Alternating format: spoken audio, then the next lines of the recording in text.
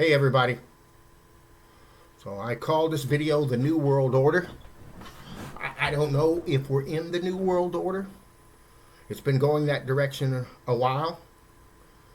In approximately 1990, 30 years ago, the Chi-Coms, as the great Rush Limbaugh referred to them, decided, hey, we're not going the right direction.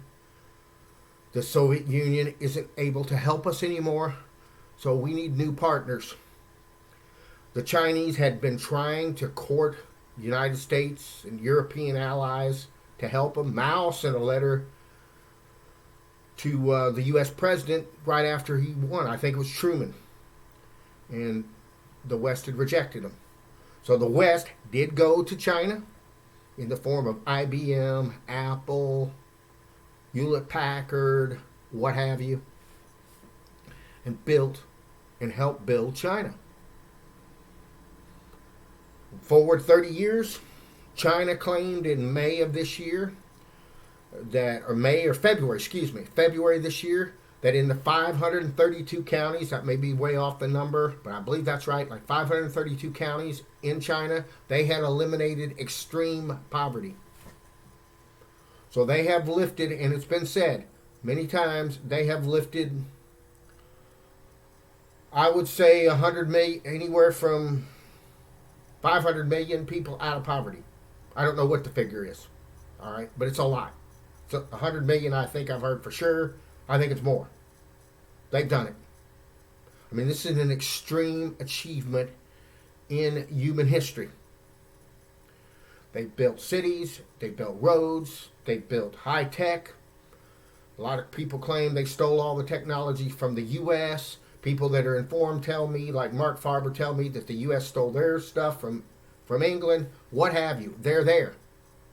So they're in the new world. They are part of the New World Order. Where when I was a kid, China wasn't really much without Russia. Russia fell. China picked up the slack. They've moved on.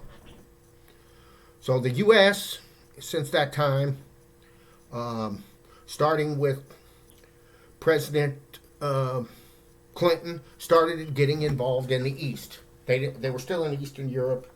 What are that, Kosovo, all that garbage. They got involved with the Christians and the Muslims war. They killed, I heard, 250,000 people. That's what Dick Morris claimed. Millions of people. Then after 2001, we got involved in the Middle East. We attacked all those countries, killed millions of people. And 30 years later, $17 trillion, that's what I heard the figure was, $17 trillion later, we're leaving. So we didn't win a war in Afghanistan. We didn't win a war in Iraq. We didn't beat Iran. All those 7 countries that Wesley Clark talked about, we didn't win any there. And now, we're going to form an alliance with the Japanese and the Australian, and we're going to take on China. We couldn't beat all those, excuse my language, shithole countries like President Trump called them, but we can beat the biggest, most powerful country in the world besides us. We're going to take them on now. So that's what we're doing. So it doesn't make much sense, right? I'd say we need to project forward. We need to be positive. Just this week, Biden had called President Xing or Ping or whatever his name is in China to get a summit because he had really ticked him off after he'd made a nuclear submarine deal with Australia. That's what the world needs, is more nuclear submarines. That's what we need. We need more people running around the ocean wanting to shoot nuclear bombs at people. That's what we need.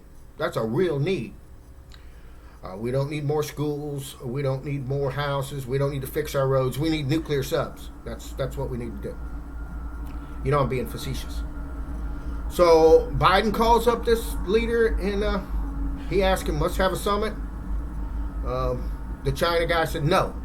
Then he said, well, how about we do it on Zoom? And he said no. So they were rejected. We're pulling trips. Also, according to Alexander McCurry and those good people at the Duran, we're pulling out of Saudi Arabia. So Saudi Arabia has been in a conflict. So we're abandoning Saudi Arabia. So who are they going to make buddies with? Have to be the Chinese and the Russians. They're going to have to.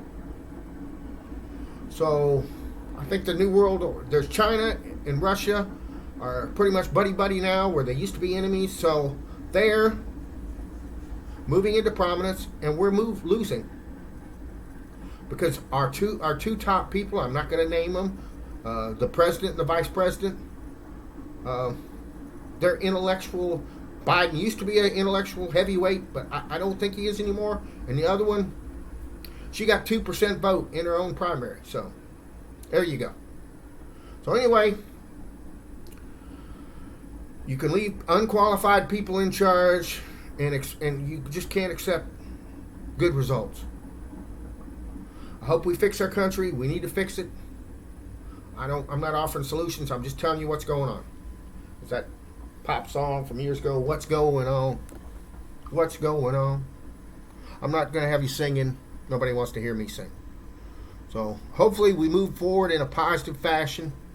We have a huge continent here, full of beauty, full of good people, and we should use them. We should quit stirring up trouble and start doing positive things. I hope we do. I'm not holding my breath.